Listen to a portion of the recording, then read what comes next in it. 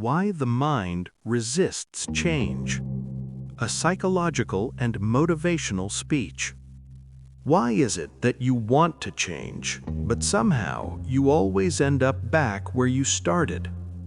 You promise yourself, this time I'll be disciplined, this time I'll be consistent, this time I won't go back. But days pass, motivation fades, old habits return, and you start thinking something is wrong with you. But listen carefully, there is nothing wrong with you. What you are fighting is not weakness. You are fighting your own mind. And the truth is, the human mind is designed to resist change. Today, we're going to expose why that happens, not with surface-level motivation, but with psychology, with biology, with truth. Because once you understand why your mind resists change, you stop blaming yourself, and you finally learn how to move forward. Part 1. The mind's true job. Calm, explaining tone. The biggest lie we're told is this, that the mind's job is to make us happy. It's not. The mind has one primary mission: survival. Not success, not fulfillment, not growth. Survival. Your brain evolved thousands of years ago in a world where comfort meant safety and change meant danger. Back then, new environments could kill you, new behaviors could get you rejected, standing out could cost your life. So your brain learned one rule: familiar equals safe, unknown equals threat. That rule still runs your life today. Even if your current life is painful, even if your habits are destroying you, if they are familiar, your mind prefers them. That's why people stay in toxic relationships, in jobs they hate, in habits they despise, because the mind says, at least I know this pain. Part 2. Comfort is not happiness.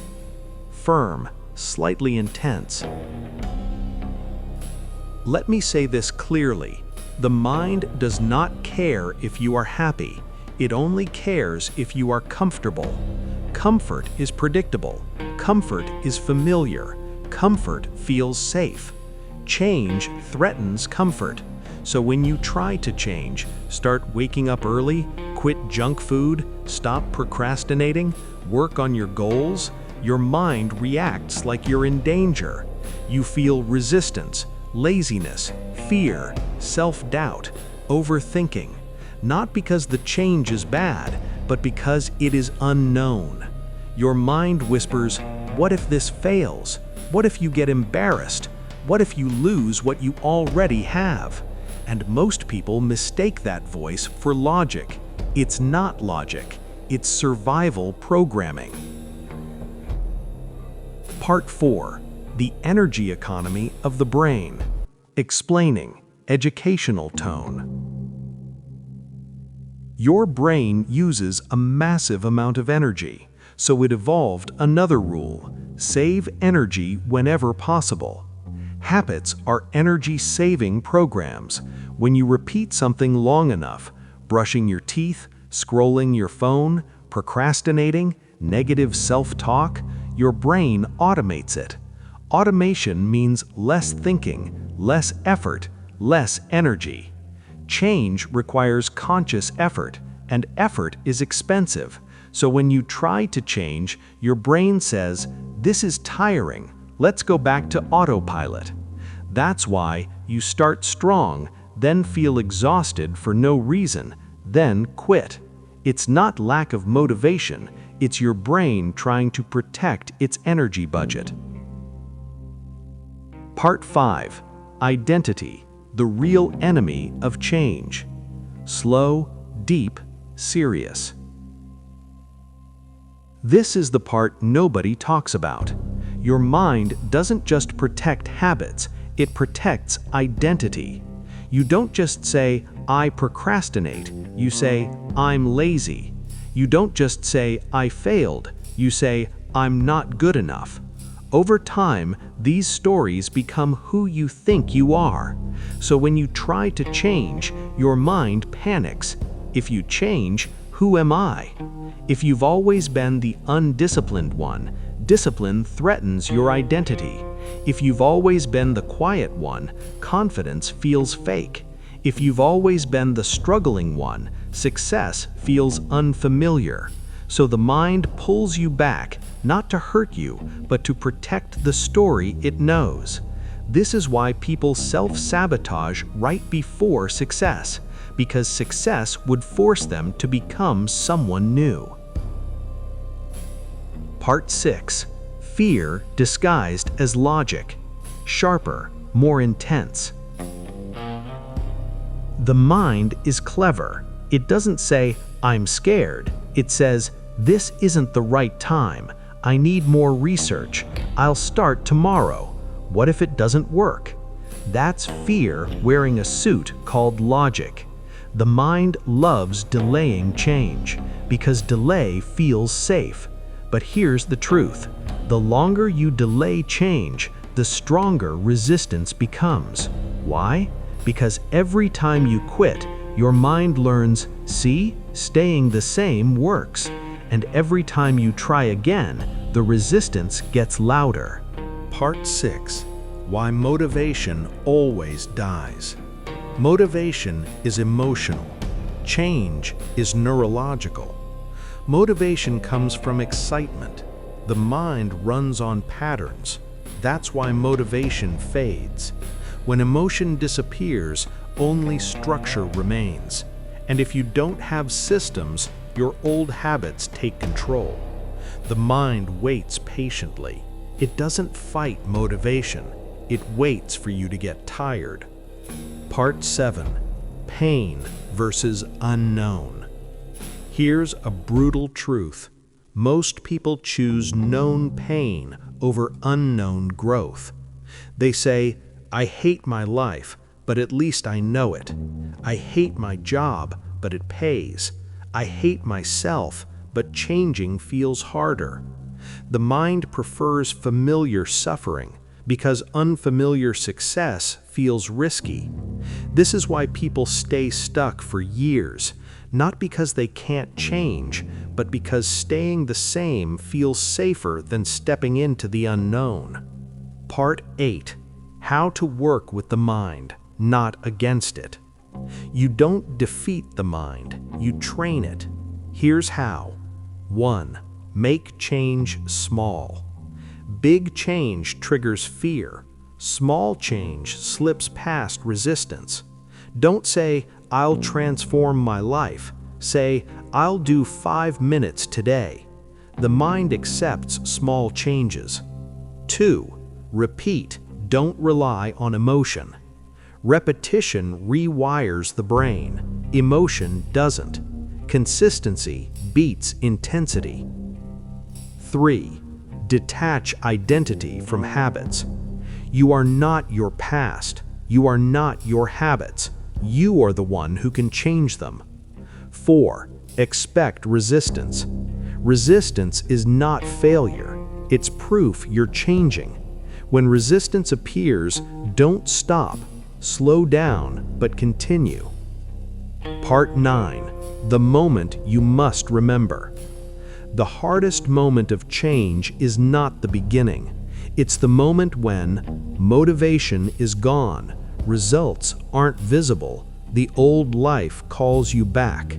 That moment decides everything. If you quit there, the mind wins. If you stay, the mind rewires. And one day, what felt impossible becomes normal. Part 10. Final wake-up call. Your mind resists change because it was built to protect you from danger. But you are no longer fighting lions in the wild. You are fighting comfort, fear, old programming, and the mind doesn't update itself.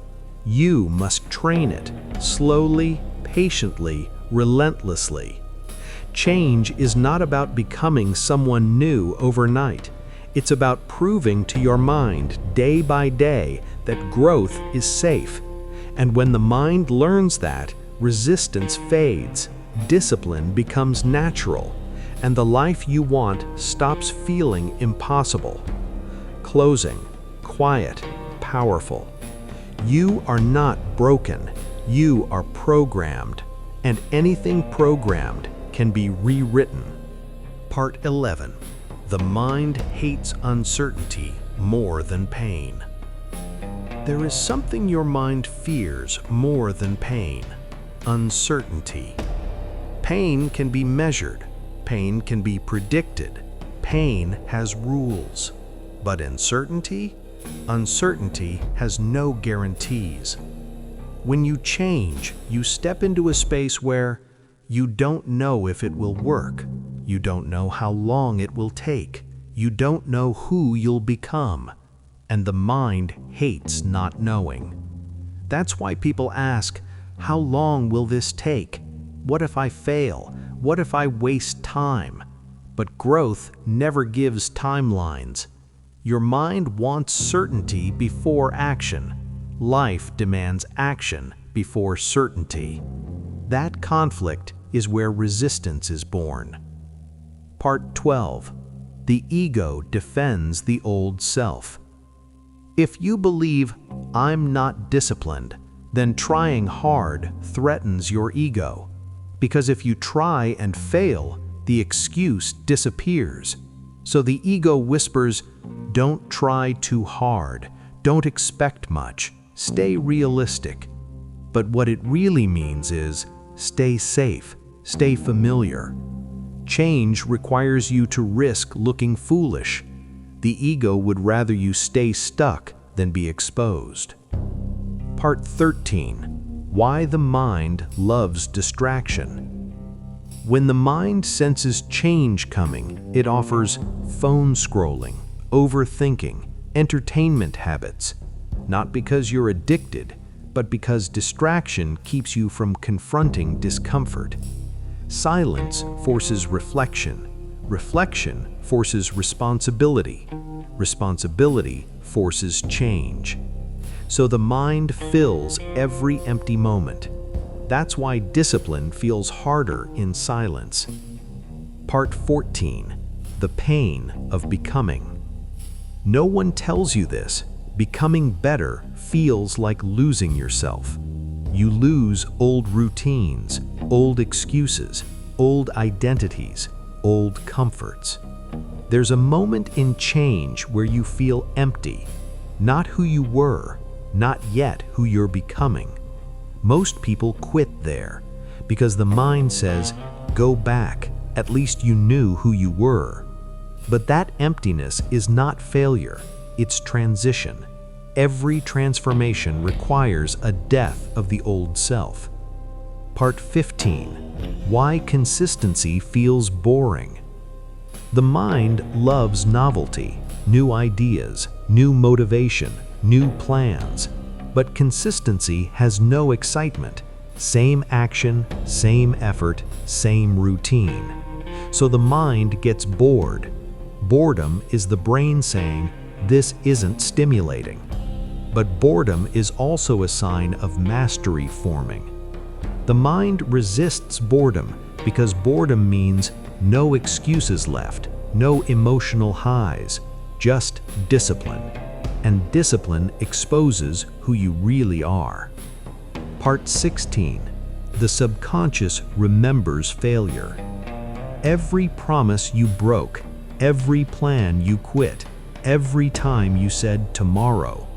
So when you try again, the mind says, why bother? That voice is not negativity, it's memory.